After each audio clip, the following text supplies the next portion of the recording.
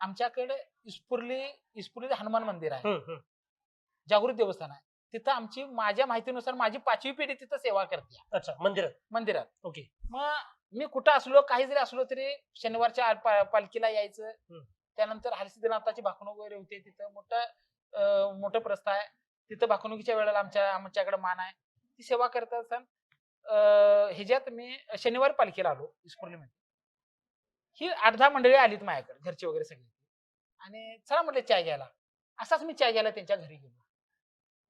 घरी गेल्यानंतर चहा घेतला आणि त्यांनी माझा सत्कार केला. नाही म्हटलं, मला माफ करा म्हटलं, मी एवढं फार सत्कार करायचो का एवढं मोठं काय केलेलं नाही म्हटलं. जर तुम्हाला आभारच मानायचं असलं तर एकनाथजी शिंदे साहेबांचा आभार माना. बरोबर. त्यांच्यामुळं मुख्यमंत्री सहायता निधी एवढी अतिशय भक्कमपणे काम करते. अतिशय फार मोठ्या गरजू रुग्णांना अतिशय मदत होती. आणि आजपर्यंतच्या इतिहासात मुख्यमंत्री सहायता निधी एवढा कुणी आजपर्यंत वाटला नाही, एवढा एकनाथजी शिंदे साहेबांनी वाटला.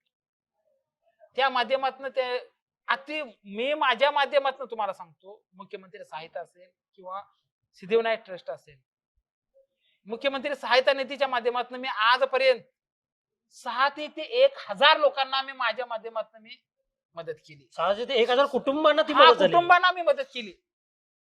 अशाच नवनवीन अपडेट्ससाठी डिजिटल कोल्हापूर चॅनेलला सबस्क्राईब करायला विसरू नका.